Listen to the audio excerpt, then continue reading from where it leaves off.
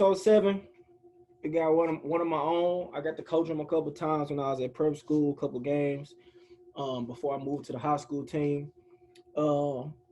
He had an interesting journey. I seen where he signed the last is his grad year, and I think more kids need to hear how this stuff goes because I think everybody think it's easy, and you really took leaps in different levels, and you played it. We're gonna talk about it, but introduce yourself. Let people know who you are, where you from. Keyshaun Street. Thank you, everybody that like, subscribe, watch, tell people about. I want to say thank you. I appreciate all the love and support. To say thank you, I'm marking my stuff down 50%. T-shirts, dry fish shirts, Kobe inspired shorts, 50% off. Only for the people that like and subscribe my videos. Click the link in the bio. Get you some stuff now. I want to see everybody rocking this stuff on Memorial Day. Thank you. From Camden County, Georgia. Currently signed with Reinhardt University to finish my grad year. Where you say you was from? Camden County. Cameron County. That's a big town, little town, big city. Yeah, we the last exit. We exit 1 through 14. Really, going towards Florida. I was about like an hour away from Faith when we was over there. Okay, so that's it. That's in Georgia. So Yeah. I don't know how it worked. Like in Arkansas, they got classification 1A, 2A, 3A. How does it work in Georgia? Yeah, that's how it is. So what A is that? I think we were 7 when I was in high school. 7A. So yeah, I think so. How was your high school career? It was pretty good. I almost scored 1,000 points, but I didn't get there because I had missed games throughout my years. I was in my hometown for my first 2 years, and then I transferred to Bryan County my junior year. I went to live with my dad, and then I came back to Camden for my senior year, and we actually won the first region championship that in school history. So 7A school, at a big school like that, when did you start playing varsity? Did you play varsity in 9th grade? Yeah, I came on about halfway through the year. They put me on varsity. See, the dynamics is different because I'm currently at a 1A school. So like I had like 12 players total. See, I played at a 6A school where you'll have 25, 30 people on the team. You'll have a whole JV team and a whole varsity. So that's why I asked. Yep. I didn't know your school was that big because I had never been to it. But I know you back and forth from. So it sounded like you had a decent career. How much you average in high school? Probably around like 12, 14. 12, 14, almost 1,000 points scored. Stayed at. Huh? I kind of stayed there for my whole career. I averaged like 16 my senior year. So y'all had any other college players on your high school team? Yeah, my point guard and my 3 guard, my cousin actually, they went to Coastal. They signed there out of high school. Okay, so y'all had a pretty good team. So what made you go to prep school out of high school? I didn't have any offers. None? None. I didn't have any offers. I worked out at Gordon State in East Georgia, but they didn't offer me. And Coach Jesse just told me to go to Faith. So to go ahead and go there. So that's what we did. So how did your prep year go? How do you think it went for you? I think it was great. Like starting off was my biggest struggles. Like adjusting to the guys and everything, that skill level. Like Gabe and you know how that group was. Yeah. They were just ill. But being around them every day, that just made me better. You know, Coach Hudson pushed us. You pushed us. Sellers pushed us. So, and then to actually get a scholarship coming from there, I think it was a big success. That's what I was about to say. Like it was so much talent in the gym. Yeah. Like it was really like a D1 JUCO. For real, yeah. You could really call it a D2 for the level of talent. It was D1 players, D2 players. It was like, I think Shaquem at Tennessee State. Yeah, it was crazy. Troy went to New Orleans. Like it was Gabe with Coastal Carolina, I think. I mean, not Gabe, but Garrett. Yeah. Like the talent that was in the gym, I think everybody got better for that time. Huh? And the more you had, the more in high Man, school. it was crazy. Like every time I think about it, I was like, we had so much talent on that team. Like it wasn't. It was just it was incredible. Like that was my first year coaching, so I had never been Yeah. around that much, and I was kind of I was like, I just gotta work. That's what, Right. I think we was all learning. Like a lot of people left and went to other prep schools, and then I feel like from that work of practice that you was with those guys, I think that paid Mhm. off, and you got to show your skills, and you kind of just Yeah. for like 8 games or something, you just kind of went crazy. Man, I was like, hey, he throwing flames. Like, where'd that come from? But it's I feel going, like it was the like, practice. yeah, going against them every day. It was like the dudes we was playing against, I felt like it was easy at that point. Yeah, that I always tell people that I said practice is hard. The game is Yeah, always gonna be easy. If you lining up with somebody that you have to compete with for playing time every day, for then you real. can't help but get better. But if the person behind you that's or in front of you, if they not better than you and you're not competing, you're gonna get bored with practice and you're gonna have to Yeah. do more of your own work. But if you just I tell people that all the time, but you a lot of people left, you start doing your thing at the prep school, Hmm. um, South Georgia State. Yeah. South Georgia State offered you and you instantly, I remember you instantly said I'm going there. Why Yeah. was that? Because I had actually my senior year, I think when my senior year was over, I went and saw a game up there. One of my homeboys played at Gordon State, and they was in Waycross, and like I just saw the atmosphere and everything, and I had actually talked to one of the players, and I talked to Coach Baldwin. I don't know if he remembers that, but we talked to him, and then it's crazy that like a year later, I ended up signing with him. So So he must have said some good stuff in that conversation. What impression? Okay, you the atmosphere, how they played. What was it that got you? it was just like the atmosphere, because we didn't know anything about JUCO or anything, or like none of that. So when I seen it, I was like, man, and how he is with the players and how they were like just so up and down. I was like, it would be great to play here. And they was telling me how that team was loaded that year. They had a lot. They had a guy go to Nickel State. They Oh, had, and I think I can't remember if that was that year or the next year, but they were. I think they were there, and I was like, man, I got to be around these dudes. a point guard went to Appalachian State too with the dreads. Yeah, yeah, Yeah, I remember they had a high jumper dude that was just dunking. I was like, this dude. They said he was a track star. yeah. But That's yeah, quick. Yeah, yeah, they had a good team. But it's crazy that you said you didn't know nothing about JUCO. yeah. I feel like I talked to Josh, Jamal.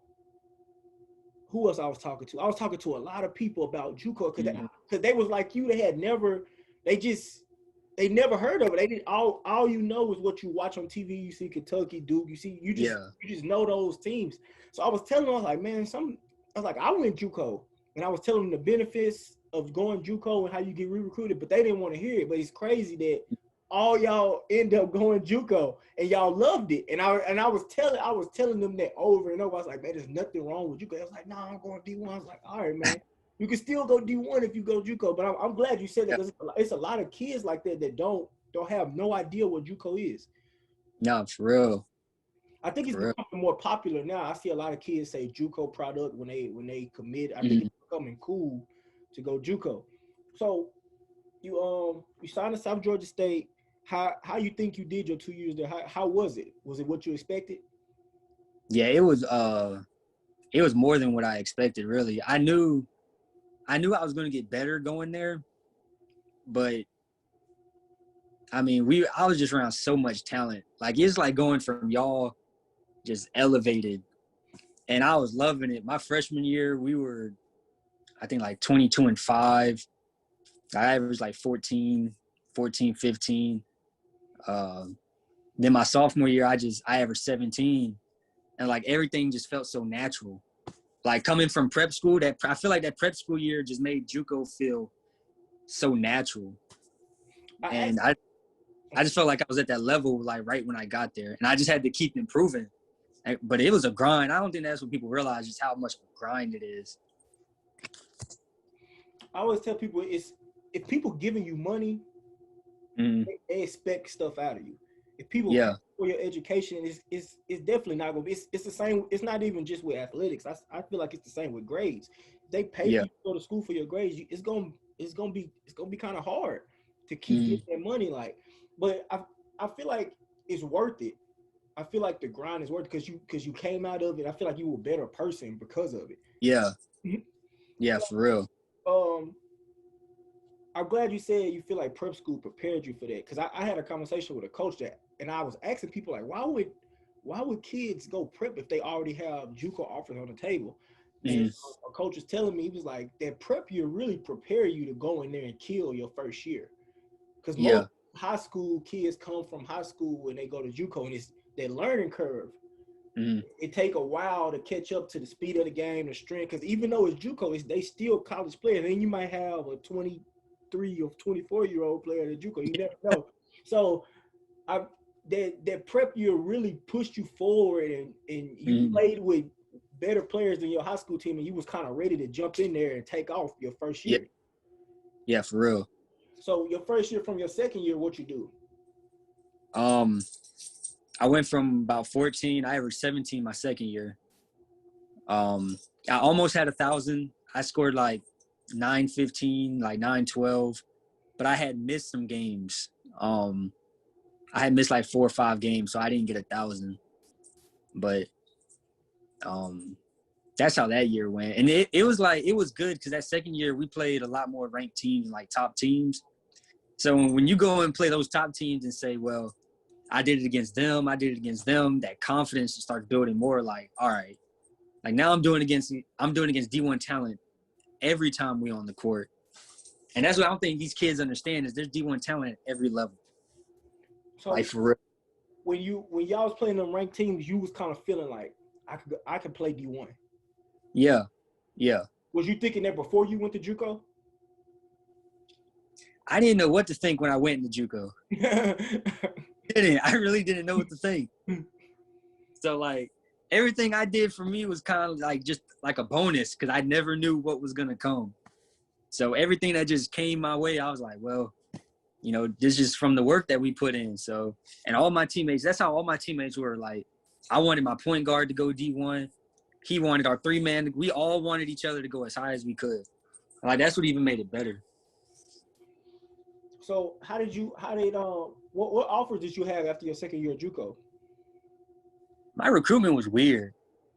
What you mean? Like actually, I had some D1 interests. North Florida actually came and watched me work out twice, and I almost had them, but they had 2 seniors that would have been coming back. So the coach said they didn't want to bring me on as like a backup. Like he actually told me that. He said, I wouldn't want to like bring you on as a backup when I feel like you could compete for playing time, like a starting role. And like I understood that. Like you wouldn't want to break up that chemistry if you have seniors. So that happened, and then we just like tried to get some more D1s, but they just didn't fall through. So then I just opened up to D2 after that. And like I had Valdosta offered me, Montevallo, USC Aiken. It was actually crazy. I was going to go to Val, and then something happened where I just had to go to Delta. Not had to go to Delta, but I wasn't going to Val anymore. And then the assistant from Delta called me, Coach Redmond called me, and when he called me, like everything he told me, I believed him. I felt like he was genuine, and my JUCO coach was real close with him. So I went on my visit out there, and then I talked to the head coach, and I ended up I actually committed on my visit. I mean, it was a good visit. What happened on your visit? Did you have to play? Did they just show you around? What was it that made you commit on your visit? Um, it was really them. Like I like the area. You know, the Coliseum is great. You know, it's Delta State. I didn't know how like big of a name Delta State was at the time, but it was Coach Redmond and Coach Nienaber. You know, just talking to them because they were Coach Nienaber, the head coach, was new coming in. Coach Redmond was there. It was a whole new team basically that they recruited. So it was kind of like doing another year at JUCO. You know, a whole new team, new coaches. So it was just them. Like I felt like they were genuine. You know, they were real with me, and I had a good time over there. You know, I wish I could have stayed, but you know, just circumstances with everything. I had to go. So. Um, I didn't even know that was D2. I thought that was D1. So that's an HBCU, right? No. It's not. No. Oh, right. I thought that was the HBCU. So how did you played there 2 years, right? Yeah. How did your 2 years? How you think you did there? Y'all played against D1s though, right? Yeah. We my junior year. We started off rough. We were so new, and we were trying to learn the offense, and we were just so raw coming out. Everything we weren't like we didn't have that chemistry. We played Southern Miss. That's a mid-major. I had 28 against them, and which is crazy. That was like the biggest thing I've ever done. Was when I did that against Southern Miss. So you feel like your 2 years there was a success? Yeah, like the first year we understood that we was trying to build, and then this past year with COVID, you know, the games getting canceled, you know, getting sick, injuries, it was just a bad year for us. So it was kind of the coaches understood that. I understood that because I was injured this year. I couldn't do much this year anyway. So we just kind of looked at it like, you know, we couldn't help what happened.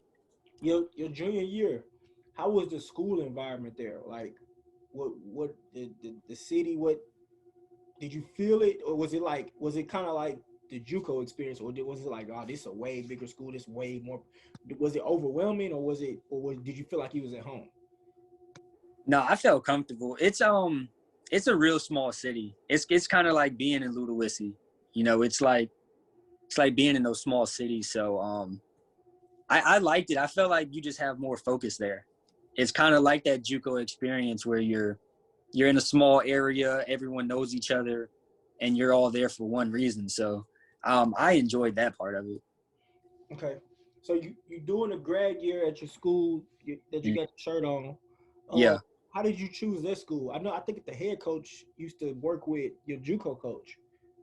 Yeah, he used to be an assistant under Coach Baldwin, and he was at Andrews my sophomore year. Yeah, and we played against him, so I knew, you know, I've talked to him a few times before.